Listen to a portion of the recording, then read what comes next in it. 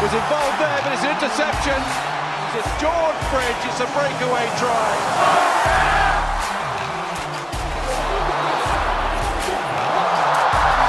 Niniashvili somersaulting now.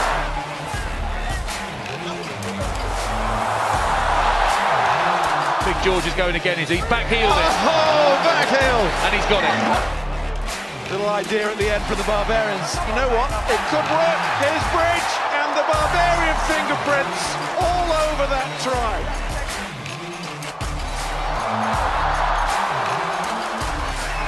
The Barbarians in true Barbarian style.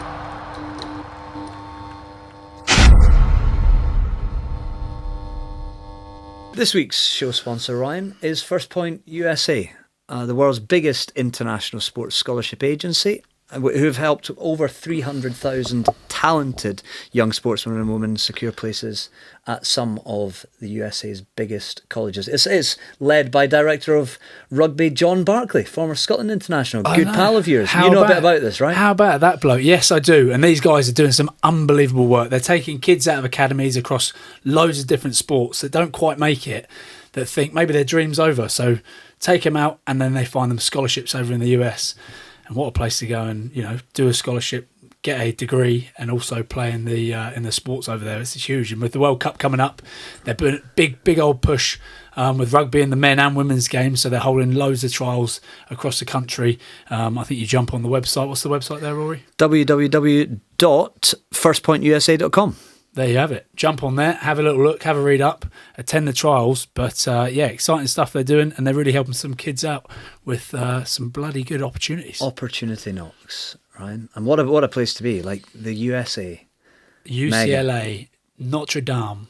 You imagine it, going over there and rugby is going to settle like 2031 Men's Rugby World Cup, 2033 Women's Rugby World Cup. Rugby is going to land proper in the USA. There you have it. Go check them out.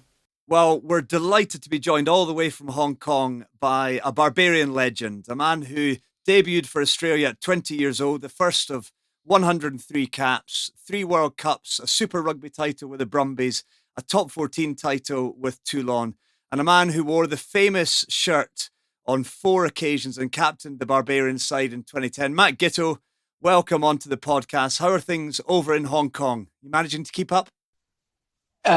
It's early in the week, so I'm doing okay. I can see the mornings are tough, but once you get through that first first hour, you're good to go. You get back into it. Hair of the dog. Are you a Bloody Mary man, or I'm usually just a quick? No, I don't like tomato juice. So I'm a bit of a Brian Urbana man. I go to the Malibu pineapples. No, don't. Oh, fruity. I know, but just for 1 or 2, I don't. Oh, that's Brian's staple. That's how he starts usually a fresh session. So don't put me in his category, but yeah, I'll then switch to beer once I get through those. Well, he was calling the other day. We were talking about this podcast, and he was saying flaming Lamborghinis. What's that? You heard of that before? It could be a car he bought. Yeah, exactly. Most likely. Well, you were talking about the drinks that you typically start the day with on a trip like that, Gits. But we start off every episode with the same question. So, what does the Barbarians mean to you? The Barbarians, to me, now, after playing there and being involved, and obviously Mickey Bollinger and how much it meant to him and the history of the club, it means a lot. I was pretty, now that I've retired, you look back on those moments, it's pretty special. I'm very proud that I got the opportunity to play for, the Barbarians. Initially, I'd signed to do it. I probably hadn't earned my stripes a little bit. It was maybe my 3rd international year, 2004. We played the All Blacks after our end-of-season tour. But I more just, the way it was put to me, you got a week on the drink and then you'll play a test match at the end of it. And I said, that sounds all right. I probably didn't deserve the opportunity to get it. But then obviously after experiencing that week, you learn pretty quickly what it means to, the people and the history of the club, the people that have won it, the big victories that they've had. It wasn't, I think, until might have been 1970 or something was the last time that they beat New Zealand. However, I was involved in the team the latest team to beat New Zealand, which was a pretty special victory as well. So, yeah, the Barbarians hold a special place in my heart. The games, I certainly remember all them, but the weeks you don't remember too much. Here. You obviously mentioned the late great Mickey Steele-Bodger, who was the president for a long time within the Barbarians, and obviously the president's drinks are a big factor. And you mentioned you didn't feel like you had earned your stripes prior to going into the Babas, but the first meeting of that squad, whereby you'll meet a number of the players who you're used to playing against for such a long time at the president's drinks. What are your memories of that? As because you mentioned 2004. Skulkberger, Lottie Takiri, Justin Marshall, these kind of faces walking into that bar for the first time for President's Drinks. What memories come back when I ask you? I was actually room with Justin Marshall. So There we go. He packed himself a pair of leather pants. As I said, I hadn't earned my stripes. Had it been now that I room with him, I think he would have got a lot of shit for those pants, but I couldn't say anything back in the day. But yeah, it's just important because you're obviously playing these guys. You know, there's guys from the opposition teams that you analyse, you respect, you know a lot about them, but you don't necessarily want to like them because you play them always internationally. But then once you get into those weeks, it's all about straight away you have those president's drinks where you get to know each other, you have a great night out on the town, and then all of a sudden you kind of, the next day you try and train or do what you can, but it's all about buying into that week together, which is really special, you know, the fact that you can gel and get everyone on the same page in such a short period. They're very special weeks, and that first night, that's so crucial, I think, to getting the group together and on the same page and actually enjoying each other and breaking that awkwardness that you have. Yeah, it gets for me. I mean, I remember I did a tour and never actually got to play the nearly Barbarian captain is what Rory's been calling me, but the COVID captain. Whoa! Let's not mention it. Don't say the C word, especially not on here. But Gits, listen, I obviously I got there and I was rooming with Rob Carney. I had a perception of him and he had a perception of me. But was there anyone for you that you had that perception of? Justin Marshall, you said, you know, did you have an idea of what it'd be like? You probably knew him a little bit better, but someone that really surprised you on that trip? Not so much that trip because I was pretty fresh. You know, I think Brian Abana was probably one of the first ones in 2010. I obviously played Habsy a lot, but didn't know him overly well and didn't want to like him because he scored a lot of tries. He was a great player, obviously. But just, yeah, I mean, the type of, I don't know, I had a perception that he was quite arrogant for whatever reason. I think any player that you don't know, you automatically just want to assume that they're arrogant and you don't want to like them. But having him in the team, he's such a team first guy. Couldn't be anything further from the truth. You know, he's not arrogant. He's always giving. He's always helping people. He's just, that was one guy that, really surprised me. And then again, once you get on the field, I think he scored 3 tries for us that day against the All Blacks. So yeah, obviously he was one that springs to mind. When it comes to that match in particular, Gits, 2010, the revenge against the All Blacks, the same team that you played your first game for the Barbarians against, and obviously a foe for you Australians. What are your memories of that huge day? Because the All Blacks came into five wins on the bounce throughout that November. I think they'd only conceded 1 try across those 5 games. So what are your memories of that famous day whereby the Barbarians managed to turn over the great All Blacks? Well, I actually, for the first couple of minutes, I was just trying to avoid contact. I'd forgot my mouth guard. So you go through, I didn't even pack it to the stadium because the last thing you feel like after being on the drink all week is a game of test rugby. But you know what you're signing up for. You're signing up for the week. And then when it comes to game day, it's almost like reality hits and you just go, shit, I don't know how I'm going to get through this. And then you're in the warm-up, your lungs are blowing, you're blowing heavy because you obviously haven't looked after yourself throughout the week. I think the first 20 minutes we got off to a really good start. Like we scored maybe 2 tries and then you almost get hit early in the game or there's some action that happens that then turns that competitor mode on and you start to actually want to compete. So, yeah, we got off to a really good start. I think we're at 14-0. And it became almost a possibility that we could win, which I don't know. Obviously, you want to try your best and represent the Barbarians, the best you can. but you don't give yourself the best preparation. So expectations weren't super high. But after we got those first couple of tries, we kind of all looked at each other and we said, we're a bit of a shot here. And we had some good players, pretty stacked team. And, towards the back end of the game, we brought on Mornay Stain because I was 10 at the time, but he's obviously a more reliable kicker. And I think Nick Mallett wanted to close the game out. So, it's pretty special. And then again, once you win, if you win on a Barbarians week, it almost doubles the experience that you've had throughout the week. So, the first time I played Barbarians, we lost 40-10 or something. I can't remember, but it was a fair flogging. The week was good, but it's almost like you do leave a little bit hollow, I suppose, just as far as from a competitive point of view. But to win that week, it was really special. And also when you come in the sheds and you see what it means to the people, obviously you spoke about Mickey, guys like that, even Steve Berwick, who invested a lot into the Barbarians. I think that kind of makes you feel quite proud that you put on a good performance for them.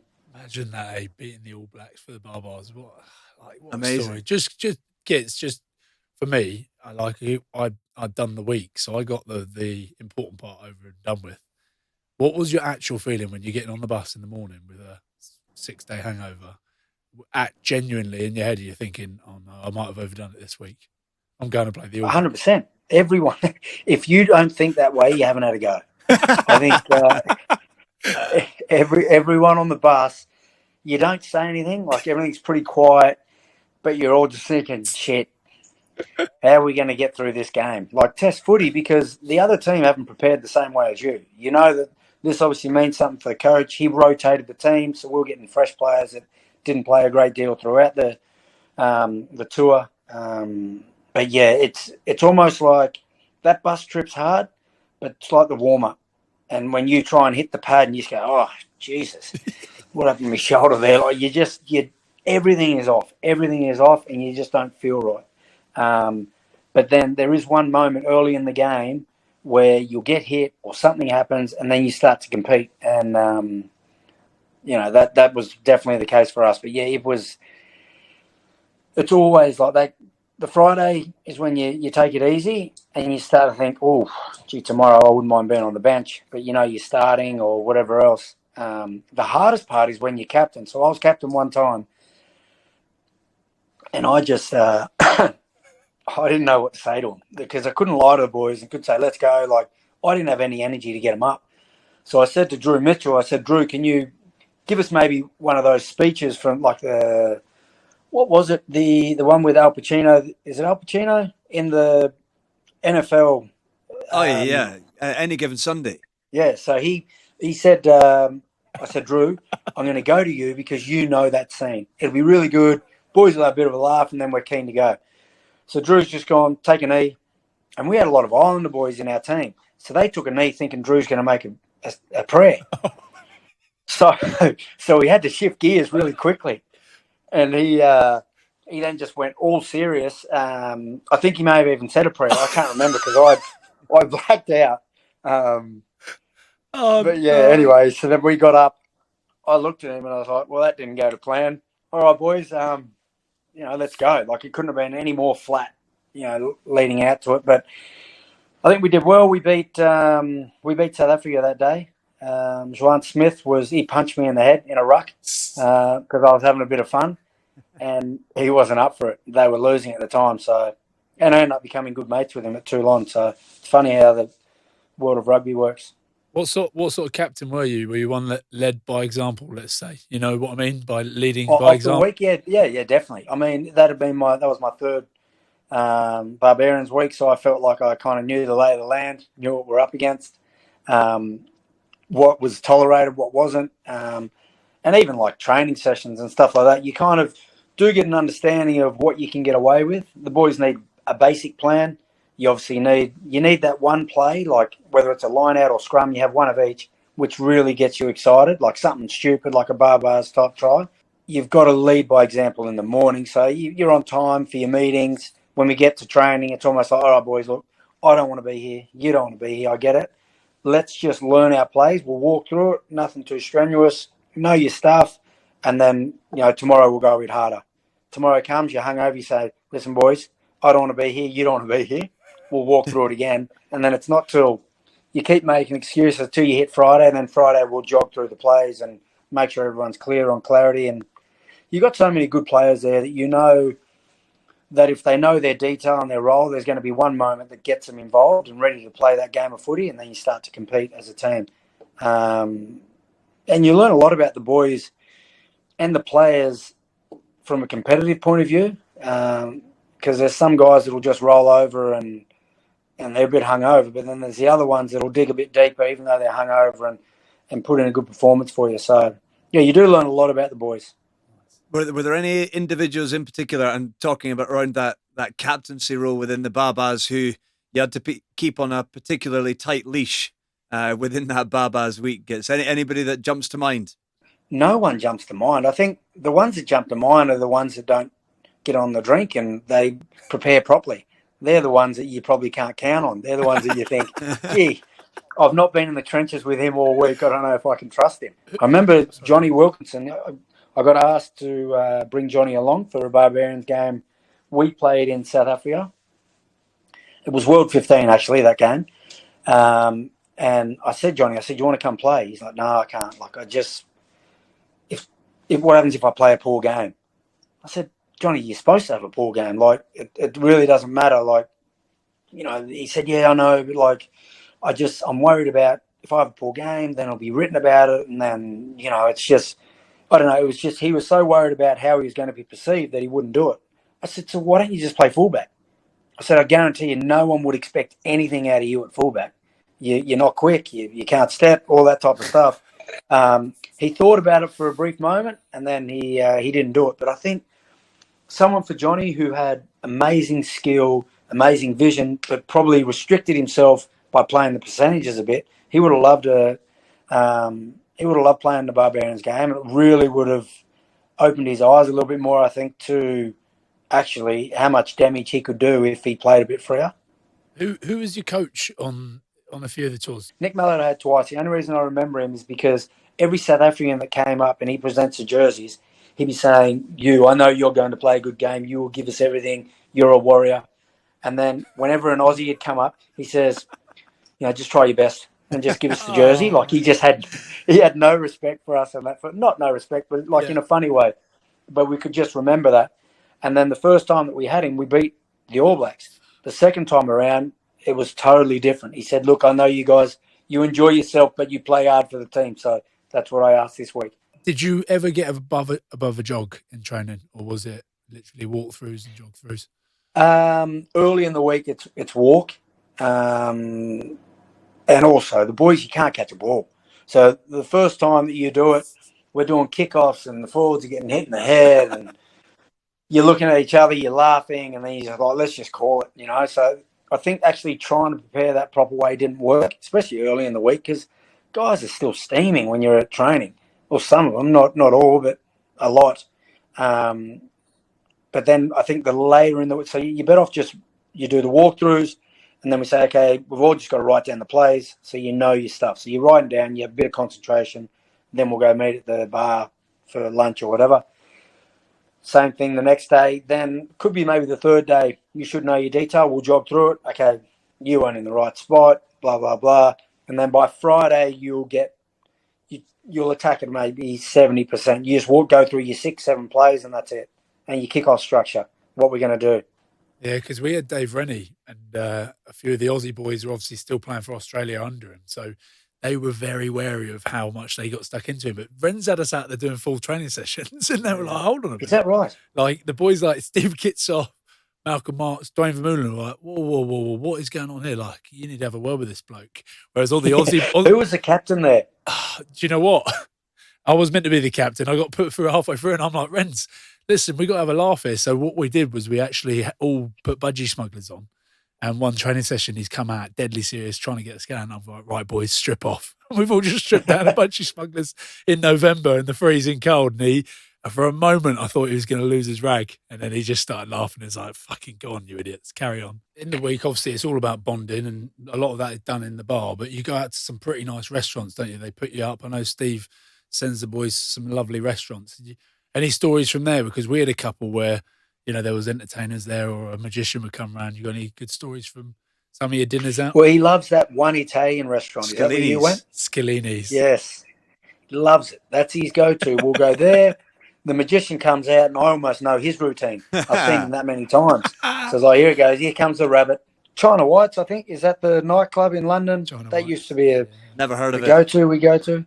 Yeah, me either. That was probably the one consistency was we go to that restaurant. But other than that, you're bonding with boys. There's guys that, you just, after a few drinks, you let your guard down and people actually get to see who you are, which is nice and refreshing. And even blokes, silly dancing or stupid haircuts, Powley doing the upside down bat, the wing bat or whatever it is when he's nude. So he looks like just things like that, they're not super memories, they're not super stories, but it was just, they're just fun weeks, you don't take yourself too serious, you don't put yourself above anyone else, and everyone kind of gets along pretty well.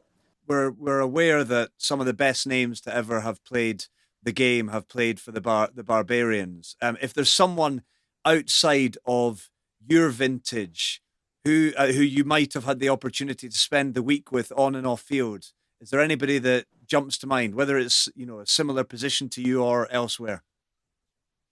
I was really close to playing with Dan Carter in one of the Barbars games. He was going to have a testimonial, I think, game for the Barbarians, and he texted me and asked me if I'd play it at 12 with him.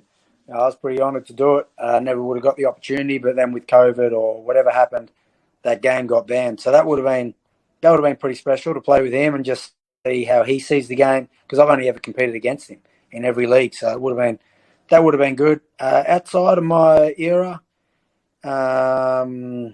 definitely Jonah Loma, I think, is probably. I think everyone would have loved the opportunity to spend the week with him and get to put him over for a try, or just if there's a lot of people in front of me, I'd just send him up. Here with the 28th of May coming up, the Barbars play the World 15 at Twickenham Stadium. If you could pick a forward and a back right now that are absolutely killing it in their league or wherever they're playing rugby today that could play, who would you have in there? A forward and a back. I think Matt Hansen would be great in a Barbars week. Oh, that's a good shout. That's a very good call.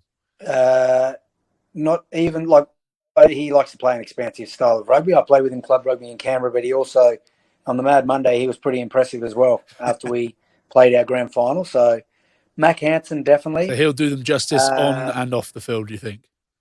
Or off, if people actually got to know him, and he would definitely do super well off the field. On the field, probably, who knows? I think that style would suit him. Forward, I'd bring George Smith back if I could. Really? That good? Well, he's that good off the field. And it's almost like, I think early on in his career, Eddie Jones said to him, because George was, drinking and then it was affecting his performance. And then he said, George, he was actually putting on weight. He said, George, you got two choices, mate. You can give up the drink, or you need to come in every Monday after the weekend and give yourself a flogging. To drop weight. And George went, yeah, that's fine. He, I'll just give up the drink. I don't do that. He said, no, mate, wrong choice. So then every Monday, George would come in, flog himself. Even to this day, well, not to this day, but when I was playing with him in Japan, you turn up first thing Monday morning, George has got his little mask on. It was just a habit that Eddie created with him, where he'd flog himself. So he would go super hard on the weekends after a game, love to enjoy himself, and he needed that to play good rugby. But on Monday, he'd front up. So George is someone that's built for a Barbars week. But current players, Alan Wynne-Jones, I suppose, has he played? Oh, there we go. He might have been invited. He may or may not have been invited to represent If he's not the been Barbarians. invited, then that's someone that obviously he deserves an opportunity to play for the Barbars. And I reckon as a Welshie, I don't know if he's from the Valleys, but he'd be someone that I'd love to get in. Well, that is someone that's been invited to play in the 28th of May fixture. So subject to availability. There we go. You've nailed it. You've nailed it, Gits. I guess just finally before we let you go back into the darkness of Hong Kong, there's always a debate, a live debate around the future and the importance of the Barbarians in the world game. As global seasons, the debate continues to go on, and international rugby and too many games. To finish off, why do you think the Barbarians are important and should endure and live into the future of the game? I just think it's good for creating lifelong friends, like guys that you don't necessarily get the opportunity, especially nowadays as the game's getting more and more professional and there's more and more data saying why you shouldn't drink, or, people aren't going into the sheds, the opposition sheds, and sharing a beer, getting to know people away from the game other than just competing against them. So I just think the fact that you get to know these people from different countries, if you're ever visiting. So if I was ever going to South Africa, I've got heaps of friends that I can ring now off the back of Barbarians, England, Wales, Ireland, these guys that you not necessarily got the opportunity, and a real opportunity to connect with them. Because after even a game, if you do go into a shed, you have one beer and it's just very, very basic chat. It's just surface level. You never really get to know them.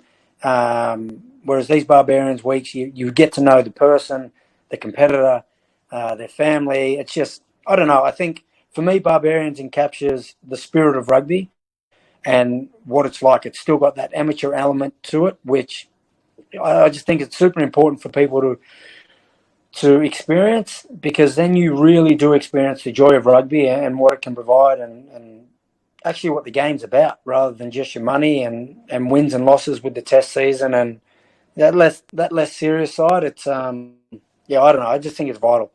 Have you still got your Barbars jersey that you beat the All Blacks in? I do. My parents have got all my jerseys, so I need to probably get those back. But they were nice. The last ones that I wore, they were a little lighter. The first time in 2004, it was like I was wearing a blanket. It was incredibly heavy, shocking. I've got to get this question in there before you go as well, Gitz, because I know after speaking to you on a few other podcasts that you love your fancy dress, and they did one recently about fancy dress. Did you have a fancy dress night with the Barbars, or did you keep that to a minimum? No, we didn't. We came in prepared for the captain's drinks one time. Like me and Drew Mitchell pulled into an op shop, and we turned up. We already, because we had to get the train from Paris to London, so it was a bit of a liquid trip. So we turned up. We turned up pretty noisy, pretty aggressive, and dressed, pretty silly. I think that's still even the photo. It could be on the internet. I'm wearing this orange T-shirt, the mo here, and some stupid cap. And it was like brown corduroy, just a stripe through here either side. It would be on the internet. I'm sure you can find it. And Drew was also wearing something stupid. We never got the opportunity to. That wasn't an organised dress up. We just kind of took it amongst ourselves. But yeah, I think if you can get a theme in there, if you know the team early enough, a couple of weeks out, start a little WhatsApp group and say, okay, Tuesday we're coming. Anything you want the letter B, because Barbarians, and then you'll see where people take it. Automatically, I'm thinking of going as, I don't know, Buzz Lightyear would be my first choice. I don't know. This guy doesn't mess about with a fancy dress.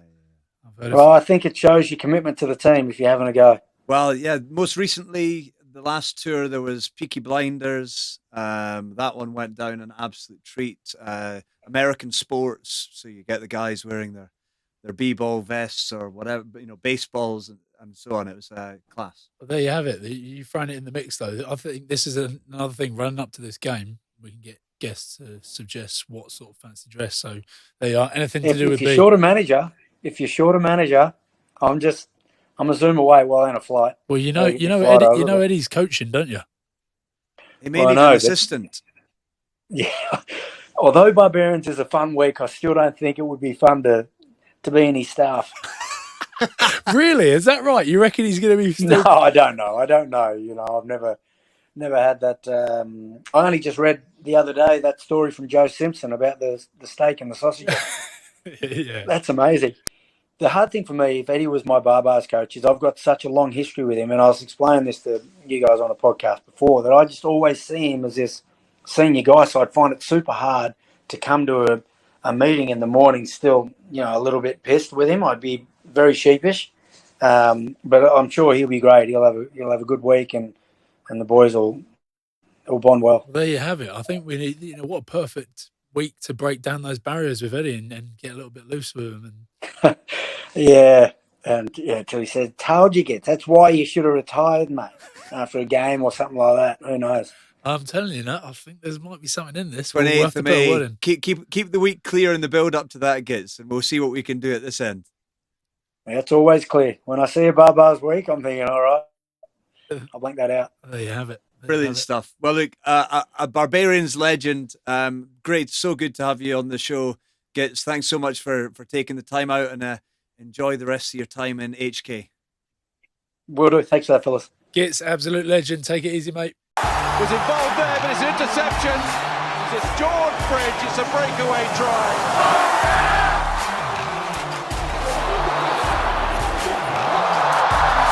Yuniashvili somersaulting now.